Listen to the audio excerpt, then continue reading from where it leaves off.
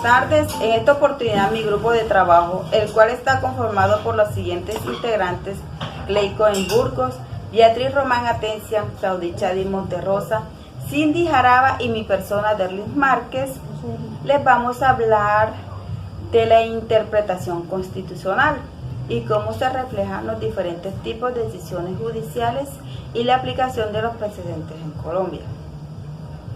Antes de comenzar a lo que es la interpretación constitucional, primero debemos saber qué es el término constitucional.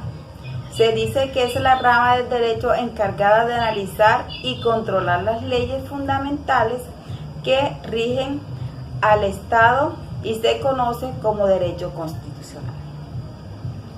Pues bien, entonces se dice que la Constitución es la norma suprema de un país, por lo que prevalece sobre cualquier otra normativa o ley.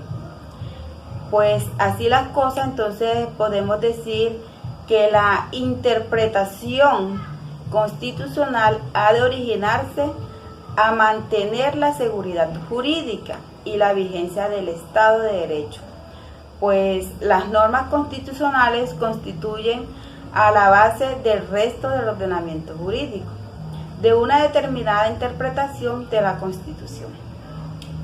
Pueden ser expulsadas del sistema jurídico de un país algunas leyes debido a precisamente a la imposibilidad de interpretarlas conforme a los preceptos constitucionales.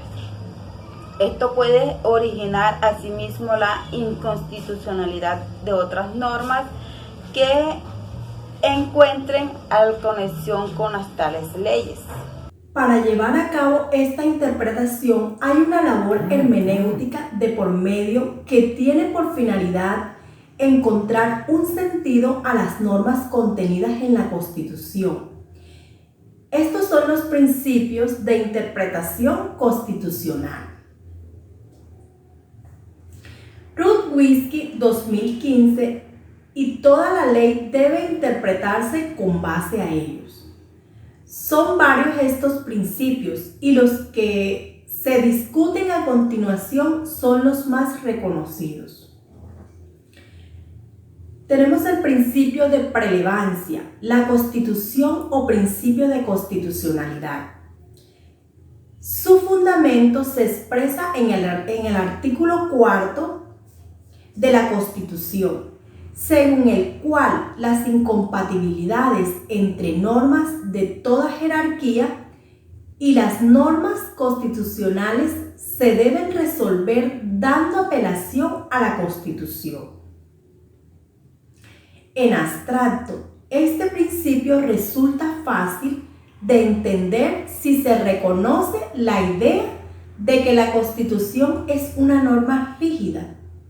Sin embargo, las dificultades prácticas de su aplicación se reflejan en las numerosas pautas que ha dado la jurisprudencia de la Corte Constitucional. Principio de la concordancia práctica. Este principio establece que debe existir concordancia en distintas normas constitucionales que protejan diferentes bienes jurídicos, sin lugar a contradicciones entre las normas constitucionales. Principio de la eficacia integradora. Si la norma constitucional promueve la formación y mantenimiento de una determinada unidad política, su interpretación debe regirse, potenciar las soluciones que refuercen dicha unidad. Como se aprecia este principio, se enmarca dentro de la concepción de la Constitución.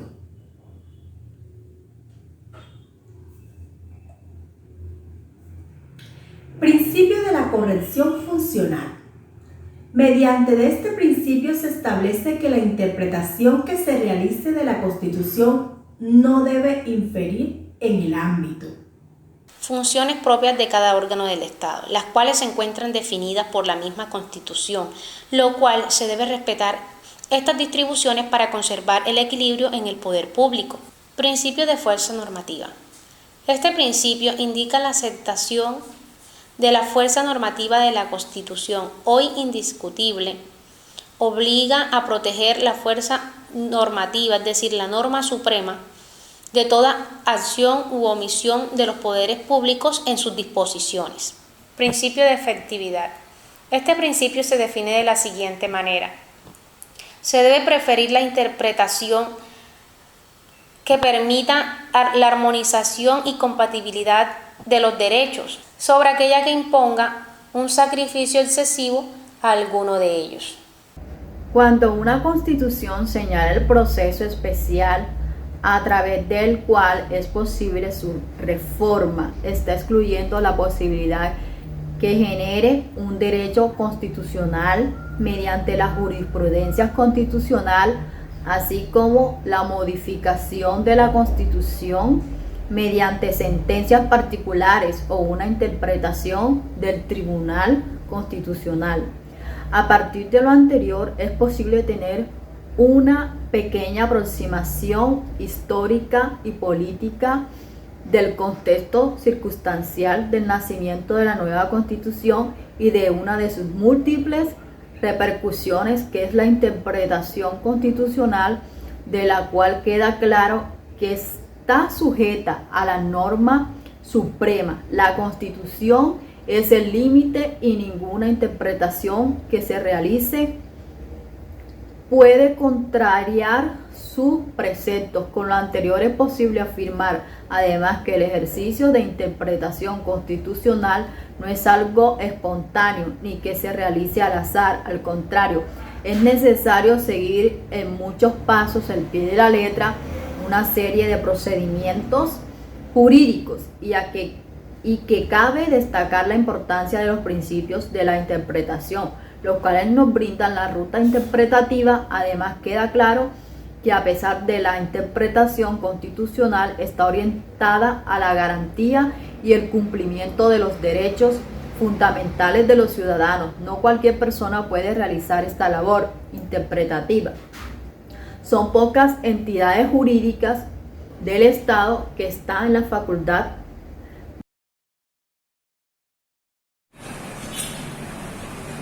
En Colombia existen dos clases de precedentes judiciales: el que elabora la Corte Constitucional y el que elaboran los demás tribunales y juzgados del país. El primero existe desde la sentencia C-104 de 1993, el segundo desde la sentencia C-836 de 2001.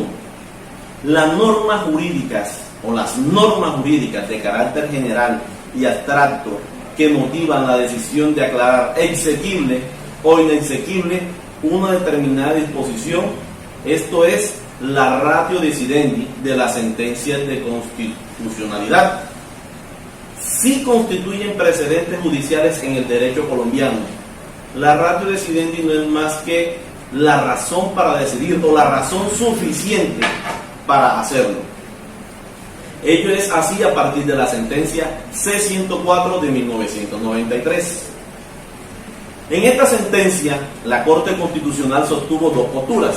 La primera consiste en afirmar que la ratio decidendi de las sentencias de constitucionalidad es precedente judicial de carácter obligatorio, y la segunda, que este era el único precedente aplicable en Colombia, pues en tanto heredera de la tradición jurídica latina, en el país la jurisprudencia de los demás tribunales y jueces solo podría juzgar un papel auxiliar o secundario, aunque desde ahora se advierte que no tiene ya vigencia en nuestro ordenamiento.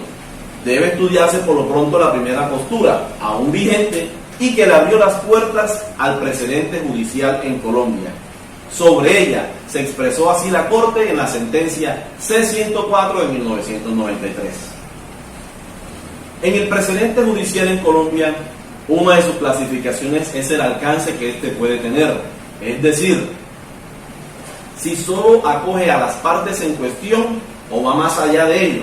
En otras palabras, si trasciende más allá de los vinculados al proceso. ¿Qué queremos decir con esto? Pues que en un precedente de acción de tutela puede llegar a ser interpartes, es decir, que solo afectará a las partes vinculadas a dicha acción, o en otro caso puede llegar a ser inter communicum, cuando la acción interpuesta ataca a la vulneración del derecho que afecta a toda una comunidad y la Corte le da el beneficio a ella. O hay casos especiales en que lo llamamos erga omnes, que quiere decir respecto a todos, que trasciende a todo el territorio nacional.